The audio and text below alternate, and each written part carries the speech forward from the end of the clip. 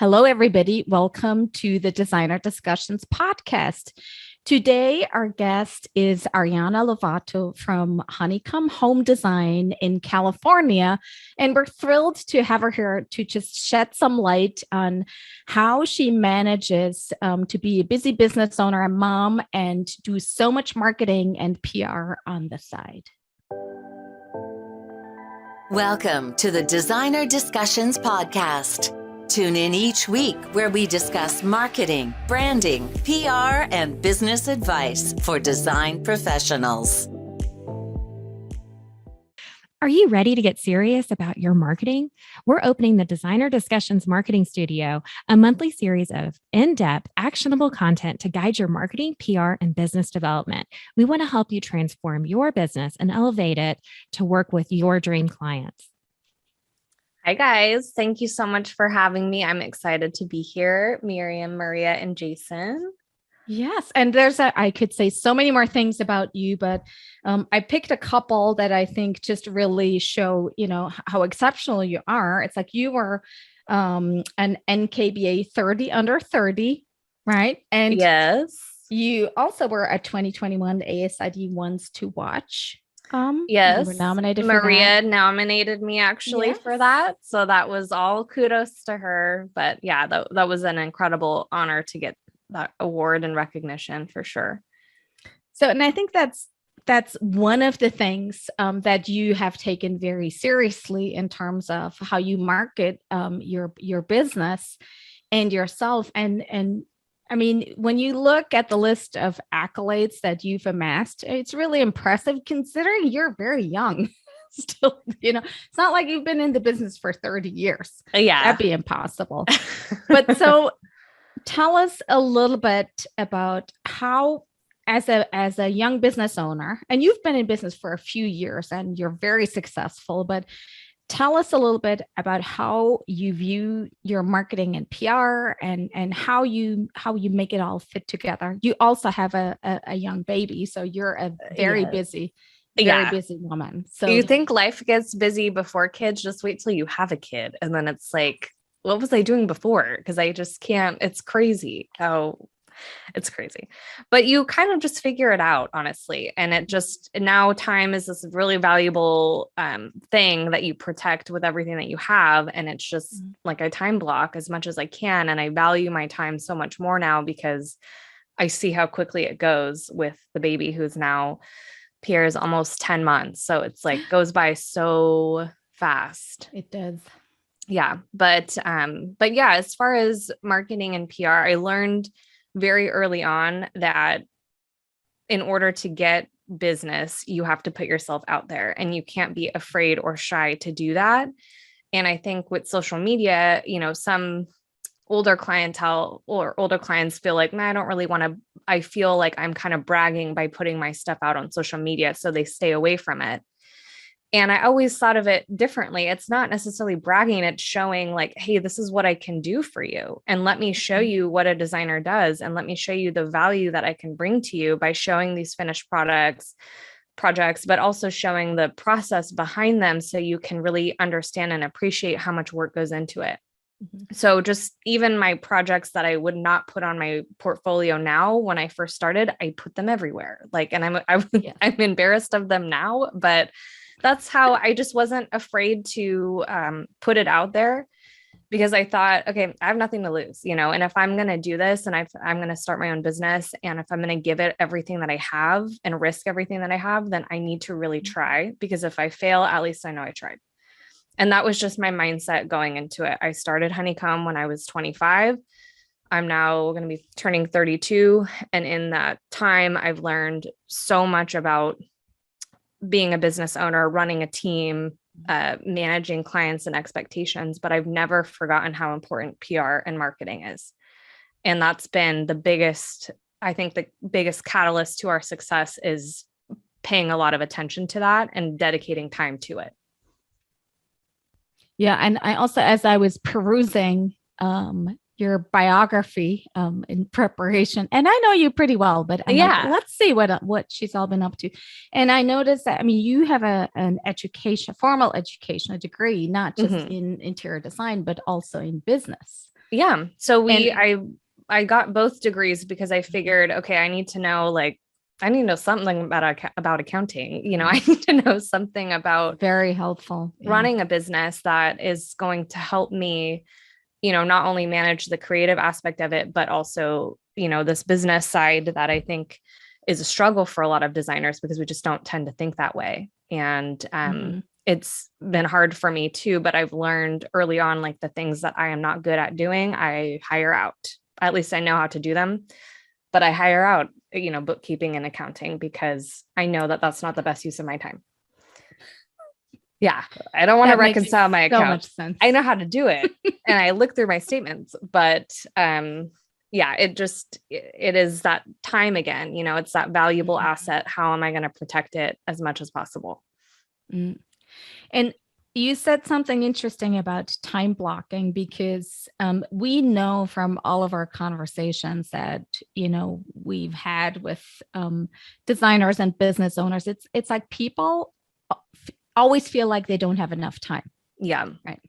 So realistically, for you, and you have a team of people, but the marketing and the PR of it, you handle most of it yourself because you understand the importance of it. But so do you block time in your calendar? And if so, like how much time do you think you invest in marketing your business? I would say, for social media, that's something that I post on every day and it's just easy for me. So prolific. It's just easy. Yeah. I don't know why. It's not a problem. TikTok, I got to figure that out still, but I'm not there yet. But Reels and Instagram and Facebook and LinkedIn, those are my main sources of gathering leads and just, marketing our business.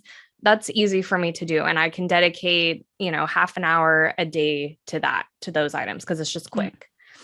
Throughout my day, as I'm going through it, I'll take a quick video of a job site. I'll take a quick video of a presentation. I'll snap a picture here or there. And then at the end of my day, when baby goes to bed, I have half an hour of just like decompression time. My husband leaves me alone and I just catch up on everything. And that's when I do my postings or first thing in the morning. And so, about a half an hour a day to social media. And then on the weekend, I usually try and spend 1 to 2 hours of time either updating portfolio images on my website, putting together blog posts, maybe planning my marketing strategy, which I don't really have like a solid plan on it right now because I kind of go as I go. But I've been putting more effort into, okay, what do I really want to be marketing this month? What's going to be important? And starting to build a calendar for that. So I probably dedicate 2 hours on a Saturday for that. So I really don't spend a ton of time on marketing a week, but I think that goes to show you that you don't have to do that. I mean, you can, once it becomes a habit, it's a habit. Yes. I think that's so crucial. And whereas we always do advocate for planning, but I agree that you can also have analysis paralysis, because you're just planning. And I've been guilty of this myself, but you're so good at just executing, implementing, just consistently. And I think key of what you said is that it is part of your routine. It's not something that you do occasionally, but it's something that's part of the how you run your business, and you do it pretty much every single day, even just a story, a short amount of time. Yeah. I mean, I understand how important it is to be visible. Our clients now, when they come to us on our website, they have already stalked us on social media for sometimes months or years until they hire us. I would do the same thing whenever we go out to eat to a new restaurant. I am not going to go do a cold eating process at a restaurant. I'm going to research you. I'm going to go on Yelp. I'm going to look at real photos, and then I'll go to you. I'm treating a restaurant that seriously. Imagine somebody hiring a designer who's going to be, in your life for a year or 2 years of time. You're going to research them. And somebody that doesn't have a social media presence or doesn't post often, I would think, okay, well, what are they doing? Why is that not important to them? I was going to say, they're saying right now that 95% of the awareness of a business is occurring before you ever get a phone call. 95%. It's crazy. I mean, and it just goes to show you, because I think people, like you said, Mirjam, get analysis paralysis. They want to be perfect. They don't want to post something that's not perfect. And I've just like, let all that go. I got to just put it out there, because I think that's better than not doing anything. And I think that's your recipe for success. And it works on the PR side too. I've honestly very rarely worked with somebody where I say, okay, well, here's something for you. And, after like 5 minutes, it's done. Yeah. Because I know my opportunity window, I'm like, okay, that'll take me like 10 minutes of time. I can just do it right now before my next call, or before my next meeting. And then I get it done. It's not 100% perfect, but I know it's good enough and it can get out there and it will do its job. Otherwise, nothing would get done. It's very true. It's very true. And because you are so productive and full of ideas, and you also have a passion for educating others in the industry. And so you set up your own podcast a little while ago. And I did. When you first said that to me, I'm like, oh my God, I think she's crazy. Because we obviously know that it's another project. It's another thing you have to commit yourself to do consistently. Yeah. And so tell us a little bit about what the impetus was for you to do that, and how you're managing all of that in addition to everything else. Yeah, it was something that as I was sitting at home for the 2 weeks of maternity leave that I had, which in all seriousness, very generous, all the time I took, because when you run your own business, there is no maternity leave, but that's a separate topic. I just was kind of thinking, okay, what is something that I could be doing? Like, writing an ebook is something that is still a goal of mine to do, but that takes a lot of time to put out the product content that I want. What is something that I can do a little bit more off the cuff and try and relate to our clients, but not only clients, also industry people as well. And I kept coming back to a podcast. And the reason I started the Buzz by Honeycomb is because I wanted to put something out there that was educational for our clients or future clients, but also highlighted the industry and the people behind, the curtain, like your electrician, your framer, your painter. Like, what do they have to say? They're rarely put on a pedestal and spoken to like an expert, which they should be, and we have such a labor shortage, and there's just an underappreciation for those trades that I wanted to talk to them, and then provide insight to clients on, okay, these are the types of questions you should be asking your electrician, or these are things that you should think about before you hire one. And, my strategy behind this was, okay, I'm delivering service to our clients, but also I'm building trust with them, because they know that I'm knowledgeable enough in the field as we're talking through this, that they'll trust me during their project. And so it just was kind of a twofold way of continuing to build the brand, but also serve our audience and relate to members of the industry as well. And you're already I think your third episode just went live, didn't you? Yes. So we put out our third kudos episode. To you. I have 2 more that are being edited right now. And it's just, it's a lot of freaking work, but I'm having fun doing it. And, but yeah, it's a lot of work. I have somebody helping. We can relate. Yes. Yeah. It's a lot to do. And you want to make sure that the conversation flows and all of that. So I am picking people that I have a good banter with and that could hold a conversation. So it's been fun, and I'm learning a lot as I do it too. Yes. That's, you are amazing. I have to tell you, all the things I do, Mirjam. I'm very impressed. And thanks. Because you have your system down, right? And it's working really well for you. And I think number one, you are committed to your marketing, your PR, your social media. It's all an integral part of how you run your business. And I think that's the first thing that differentiates you from a lot of people in the industry that are looking at marketing more as a nice to have, it's right. Like if and when I get, or I don't have the time, or I don't have, or when my business goes, if my business goes down, then maybe I'll do some marketing, but I think that the golden nugget really is that you have to do it consistently. And Yeah. then it's incremental. I mean, it's cumulative. It gets easier, and you get better at it and you get better results. Yeah. I mean, I think that to me, my social media marketing could be so much better because I'm just looking at other people and their reels and this and that. And it's just like, you're constantly doing that like comparison game, but I think that's what also keeps me motivated to keep going because I see how much success these people have had.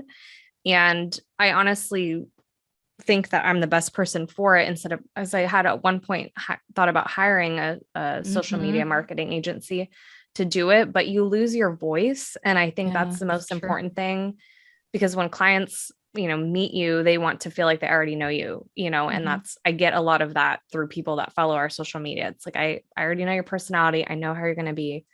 And that is easy for me because I don't have to work as hard in the initial meeting. It's like, it is what it is. Take it or leave it, It's true. I do think it's ideal if the business owner, him or herself, can do it, if it's within their wheelhouse. But there are a lot of people just locally. There's a lot of businesses that have asked me like, what's your approach? How do you what's your plan? What's your strategy? I'm like, I don't have one. I do it from the heart. You kind of do this thing where you serve, provide all this stuff to your clients. And then you say a little bit about marketing for you, serve, and then ask. That's kind of the mentality that I've been kind of doing loosely, but I love that. Yeah. Mostly it's just explaining our process so that the people that call us know how much time we put into things and can appreciate us. And I think that's what we have lost with like Pinterest and all these pretty pictures, that people don't give it enough credit anymore, the interior design industry enough credit. So all that said, Ari, what is your best advice for like if it was you, 5-6 years ago when you first were getting started, what would you tell yourself?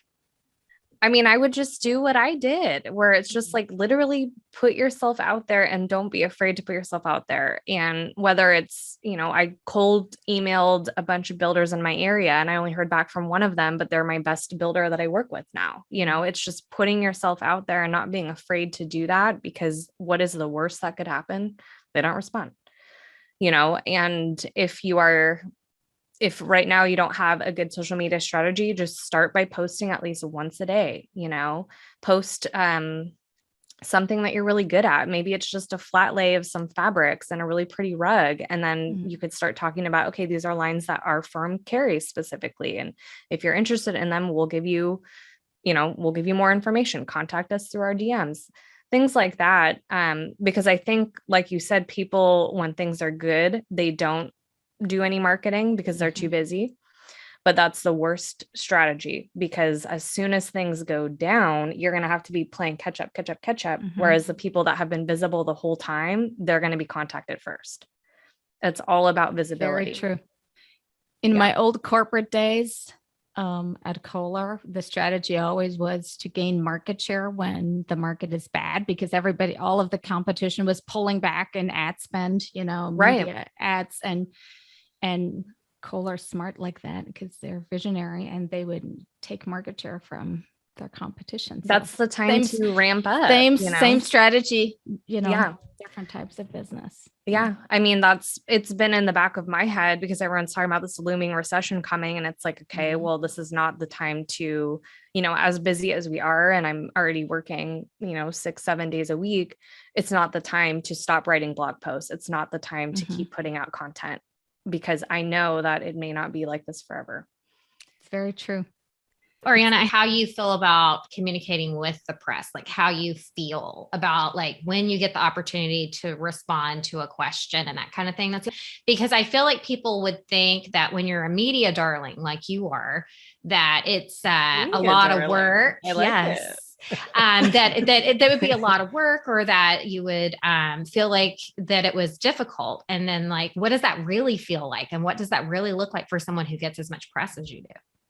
Yeah, I take advantage of the opportunity when a reporter reaches out, and I've made so many relationships being in Mirjam's group that I have these kind of ongoing relationships with these writers that I've met either through Haro or through Quoted. And every time they reach out to me, I'm stoked, hey, I'll give you these answers. I usually say, when do you need these by? Because it's rare that they need them the same day. And then I just schedule it in my calendar. I'm going to do this Saturday morning from 8 to 9. I can fill this out, give them their info. And I think what makes a difference is I actually get back to them in a timely manner with everything that they ask for. And I don't think people do that. Mm-hmm. I don't understand why, because it's literally free press and it takes just a very little amount of time. I'm also surprised at how many of the requests they're just looking for photographic examples of concepts, like your zero entry shower. Yeah. Like that job we were featured in Dwell for that. It was the accessible guest house that we did. And it wasn't it was a cool project, but it wasn't anything that I would have ever thought that Dwell would pick up. But I think because I just put it out there and said, okay, well, this is what I did. And what do you guys think? They literally went for it. So it's just, again, it goes back to that not being afraid to put yourself out there, because the worst they can say is no. And it's good to have your photo library organized. So when these requests come in, then it's easier for you to find the right photo. And that's why I think it's best for the business owner to do the marketing if you can, because you're going to have all that knowledge at the tip of your tongue. Oh yeah, that was the countertop I used. I just remember all of that stuff. Oh, this was the tile that I used. No problem. Instead of having a member of your team do it, because they're inevitably going to have to ask you a question of something. I really appreciate in all that you do that you don't walk around with a lot of excuses for why not to do it. And you don't seem very fearful of failure. Is there anything that you can shine some light on about that you've learned to kind of help other designers see through those two things? Yeah. I think it may seem like I'm not insecure or like comparing myself to other designers where all day long, that's all. It's a natural thing to do. You see somebody like killing it and you're like, that's what I want. But instead of like beating myself up over that, it gives me motivation and it kind of inspires me to think, well, if they did it, I could do it, why not just try? And, you may not get that overnight success. Like everybody, wants to be a Studio McGee or Amber Interiors and how much success they've had, and they've leveraged social media to get that success. Those are very rare examples of what can happen. I'm not saying that's going to happen to somebody that starts posting tomorrow, but at least it gives you some motivation to show that things like that are possible. Mm-hmm. And the worst position you can be in is too afraid to make a move, even if you're going to fail. That was just the perfect way to close. So Ariana, thank you so much for coming on. That was a good one. It was fantastic. Thank you so much for coming on. We appreciate it. If anybody wants to find out more about you, your business, your podcast, where's the best way to find more info? We are the best way to find more info is our website. So honeycombhomedesign.com. And then if you want to find us on Instagram, it's honeycomb_home design. And then you'll find our Facebook that way too. And then LinkedIn, we're on there. Pinterest, we're on there. So we're everywhere we can be, except you TikTok. Really are. I can't figure out TikTok yet. So that next time we talk, maybe I'm sure work on that. Coming. I'll let you know how to do TikTok. It's not that hard. I swear to you, it'll be like a 15-minute workout and you'll be like, oh, that is so much easier. I had no idea. So don't worry. We'll have to do a talk about it then. we'll have to catch up on that in a future episode. Yeah. Well, thanks everybody for listening. This was Designer Discussions with Ariana Lovato, and hopefully we'll see you all back here next week. Are you ready to get serious about your marketing? We're opening the Designer Discussions Marketing Studio, a monthly series of in-depth, actionable content to guide your marketing, PR, and business development. We want to help you transform your business and elevate it to work with your dream clients. We hope you enjoyed this episode of Designer Discussions. What was your takeaway? Care to share your thoughts and tag Jason, Maria, and Mirjam on social media? You can find them on all platforms at designerdiscussions.com. Don't forget to like, subscribe, and leave a review or comment for this episode from wherever you are listening.